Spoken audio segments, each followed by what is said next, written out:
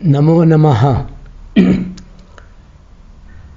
आज गुरुवार दिनांक 1 फरवरी 2024 विक्रम संवत 2080 के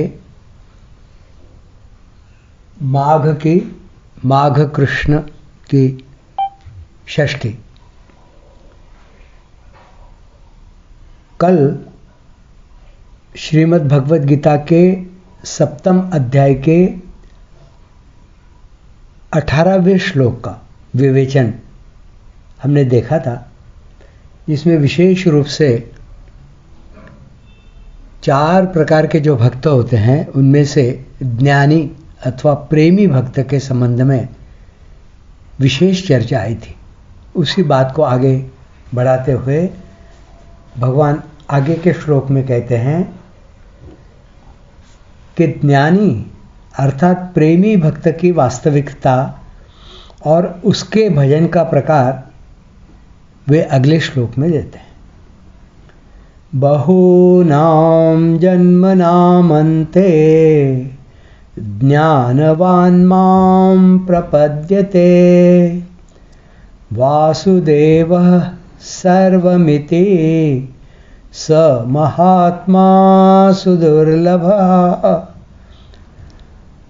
भगवान कहते हैं बहुत जन्मों के अंत में अर्थात मनुष्य जन्म में सब कुछ परमात्मा ही है, ऐसा जो ज्ञानवान मेरे शरण होता है वह महात्मा अत्यंत दुर्लभ है, ऐसा भगवान कह रहे हैं। बहुनाम जन्मनामन्ते, मनुष्य जन्म संपूर्ण जन्मों का अंतिम जन्म है।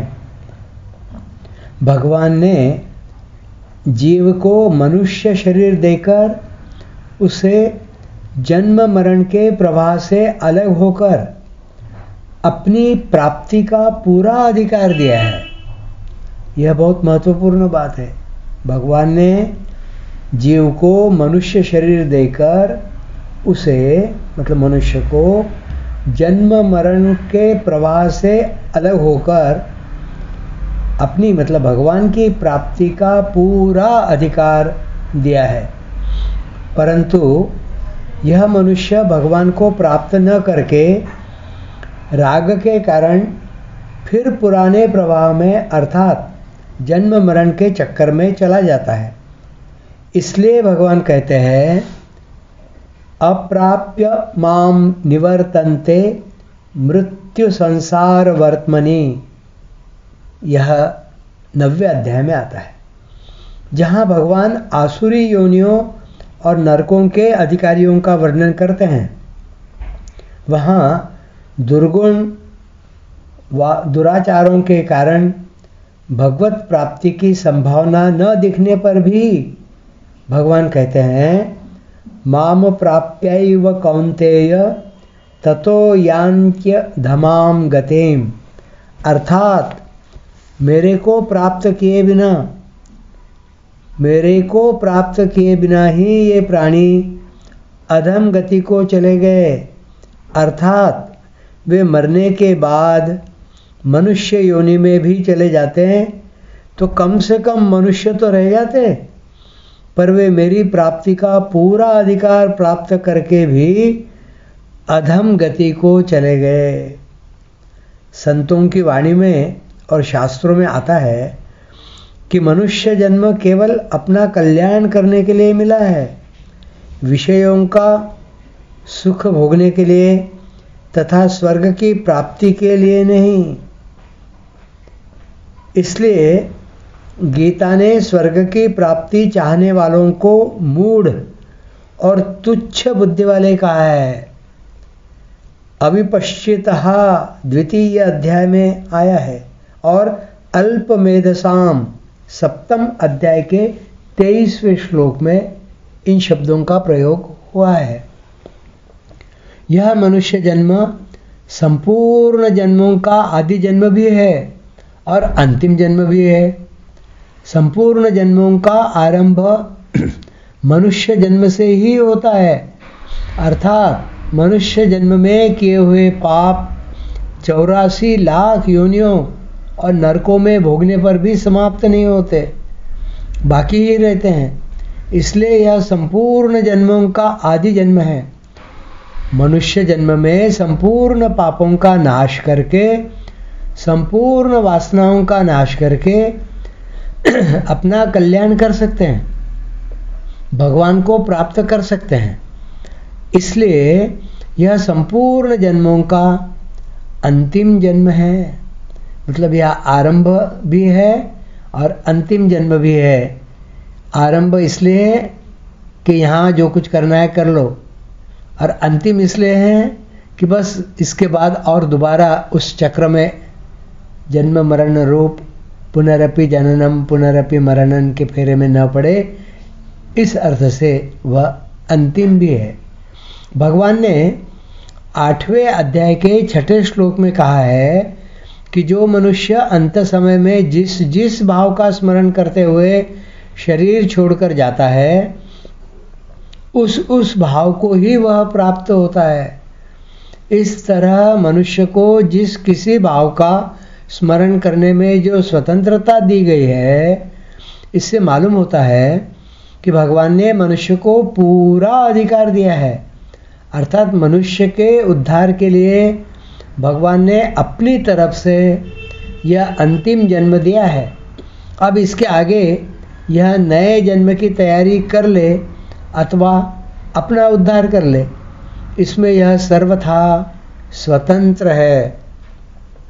इस बात को लेकर गीता मनुष्य मात्र को परमात्मा प्राप्ति का अधिकारी मानती है और डंके की चोट के साथ खुले शब्दों में कहती है कि वर्तमान का दुराचारी से दुराचारी पूर्व जन्मों के पापों के कारण नीच योनि में जन्मा हुआ पाप योनि और 4 वर्ण वाले स्त्री पुरुष, ये सभी भगवान का आश्रय लेकर परम गति को प्राप्त हो सकते हैं।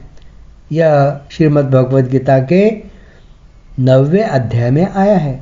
गीता ने ऐसा विचित्र पाप योनि शब्द कहा है जिसमें शूद्र से भी नीचे कहे और माने जाने वाले चांडाल, यवन आदि तथा पशु पक्षी कीट पतंग वृक्ष लता आदि सभी लिए जा सकते हैं।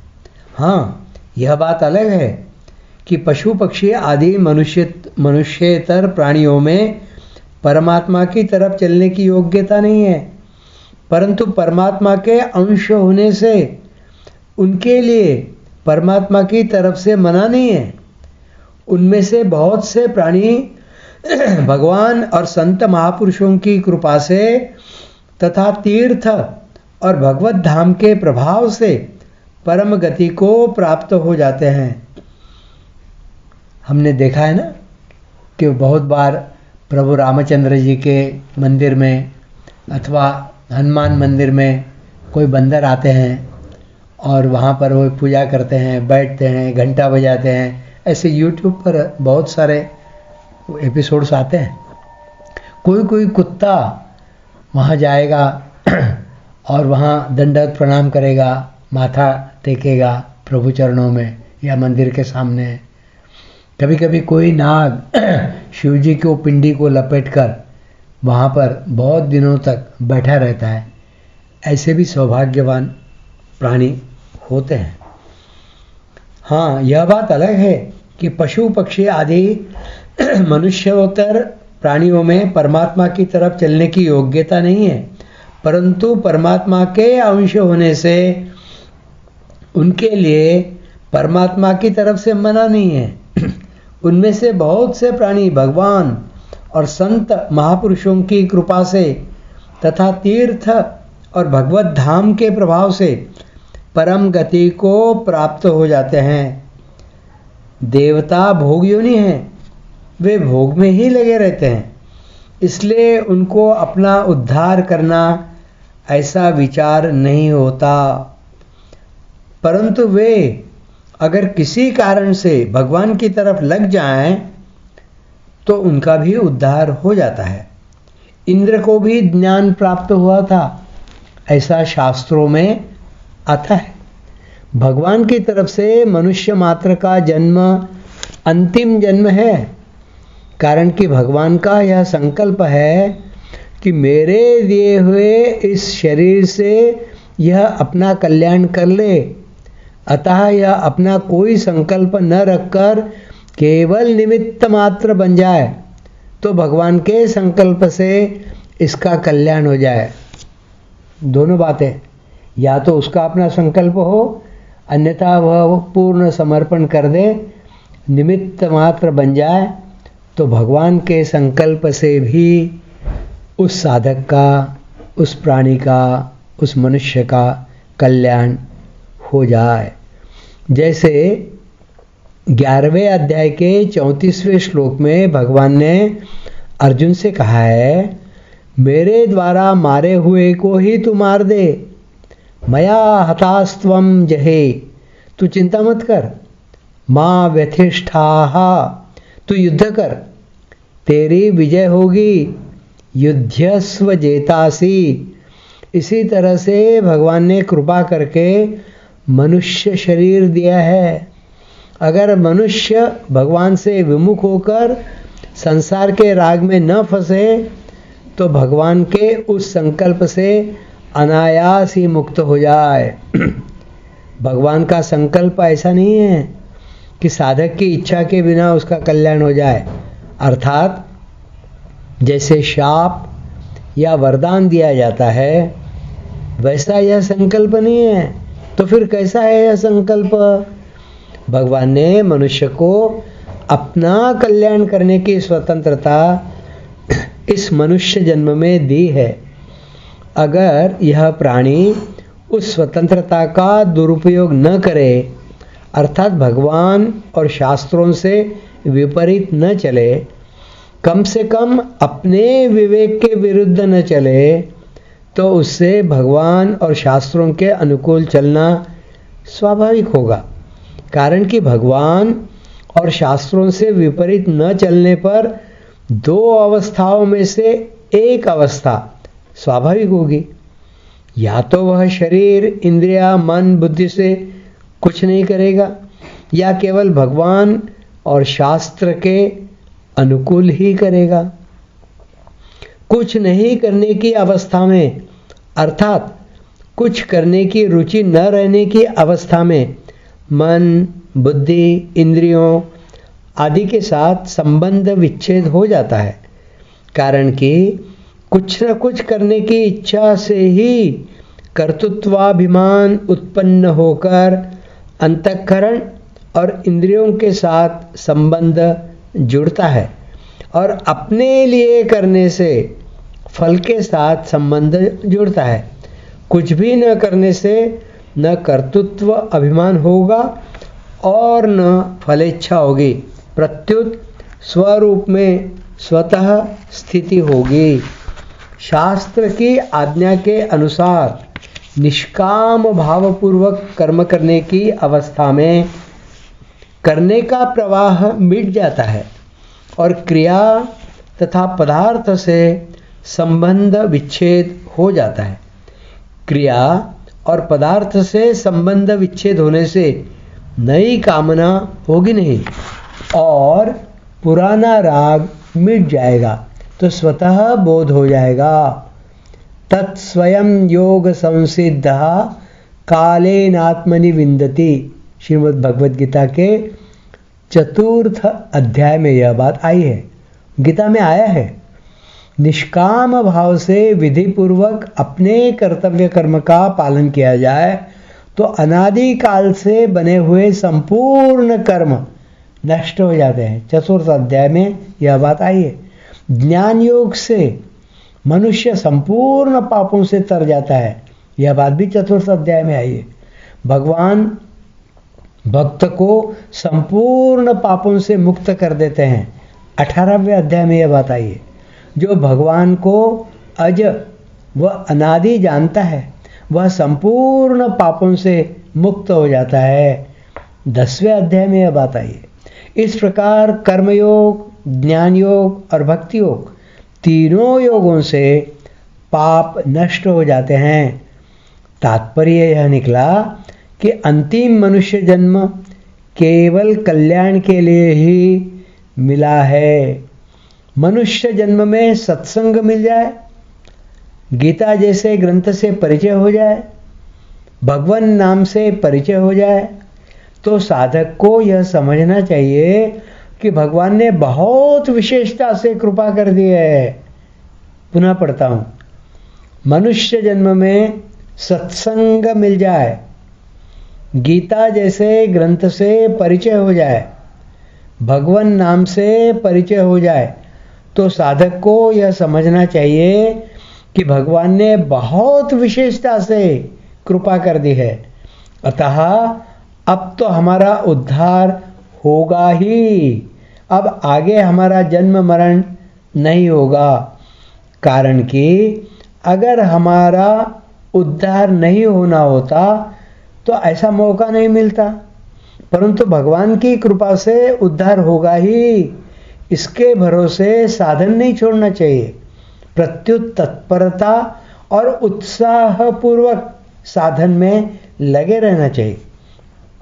समय सार्थक बने, कोई समय खाली न जाए, ऐसी सावधानी हरदम रखनी चाहिए। परंतु अपने कल्याण की चिंता नहीं करनी चाहिए, क्योंकि अब तक जिसने इतना प्रबंध किया है वही आगे भी करेगा। जैसे किसी ने भोजन के लिए निमंत्रण दे दिया, आसन बिछा दिया, आसन पर बैठा दिया, पत्तल दे दी, लोटे में जल भरकर पास में रख दिया। अब कोई चिंता करे कि यह व्यक्ति भोजन देगा कि नहीं देगा, तो यह बिल्कुल गलती की बात है। कारण कि अगर भोजन नहीं देना होता तो वह निमंत्रण क्यों देता, भोजन की तैयारी क्यों करता। परंतु जब उसने निमंत्रण दिया है, बुलाया है, तैयारी की है, तब उसको भोजन देना ही पड़ेगा। हम भोजन की चिंता क्यों करें। अब तो बस जो जो भोजन के पदार्थ आए त्यों त्यों उनको पाते जाएं। ऐसे ही भगवान ने हमको मनुष्य शरीर दिया है और उद्धार की सब सामग्री सत्संग, भगवान नाम आदि जुटा दी है, तो हमारा उद्धार होगा ही। अब तो हम संसार समुद्र के किनारे आ गए हैं, ऐसा दृढ़ विश्वास करके निमित्त मात्र बनकर साधन करना चाहिए। जिसके पूर्व जन्मों के पुण्य होते हैं वही भगवान की तरफ चल सकता है। अगर ऐसा माना जाए तो पूर्व जन्मों के पाप पुण्यों का फल तो पशु, पक्षी, कीट, पतंग आदि योनि वाले प्राणी भोगते ही हैं। फिर मनुष्य में और उन प्राणियों में क्या फर्क रहेगा। भगवान का कृपा करके मनुष्य शरीर देना कहाँ सार्थक होगा, तथा मनुष्य जन्म की विलक्षणता महिमा क्या होगी। मनुष्य जन्म की महिमा तो इसी में है कि मनुष्य भगवान का आश्रय लेकर अपने कल्याण के मार्ग में लग जाए। लब्ध्वा सुदुर्लभमिदं बहुसंभवान्ते मानुष्यमर्थदम नित्यमपिह धीरः तूर्णं यतेत न पतेदनु मृत्युयावन्निश्रेयसाय विषयः खलु सर्वतः स्यात्। श्रीमद् भागवत में आया है। अनेक जन्मों के बाद इस परम पुरुषार्थ के साधन रूप मनुष्य शरीर को, जो अनित्य होने पर भी अत्यंत दुर्लभ है, पाकर बुद्धिमान पुरुष को चाहिए कि वह शीघ्र से शीघ्र मृत्यु आने से पहले ही अपने कल्याण के लिए प्रयत्न कर ले। विषय भोग तो सभी योनियों में प्राप्त हो सकते हैं, इसलिए उनके संग्रह में इस अमूल्य जीवन को नहीं खोना चाहिए। श्रीमद् भागवत में दूसरा एक श्लोक आता है, नृतेह माद्यम सुलभम सुदुर्लभम प्लवम सुकल्पम गुरुकर्णधारम मयानुकूलेन नभस्वतेरितम पुमान भवाब्धिम न तरेत स आत्महा। यह मनुष्य शरीर समस्त शुभ फलों की प्राप्ति का मूल है और अत्यंत दुर्लभ होने पर भी अनायास सुलभ हो गया है। इस संसार सागर से पार होने के लिए यह एक सुदृढ़ नौका है जिसे गुरु रूप नाविक चलाता है, और मैं, भगवान कह रहे हैं, और मैं वायु रूप होकर इसे लक्ष्य की ओर बढ़ाने में सहायता देता हूँ। इतनी सुविधा होने पर भी जो मनुष्य इस संसार सागर से पार नहीं होता, वह अपनी आत्मा का हनन करने वाला अर्थात पतन करने वाला है। आज अपनी बात यहीं समाप्त करते हैं।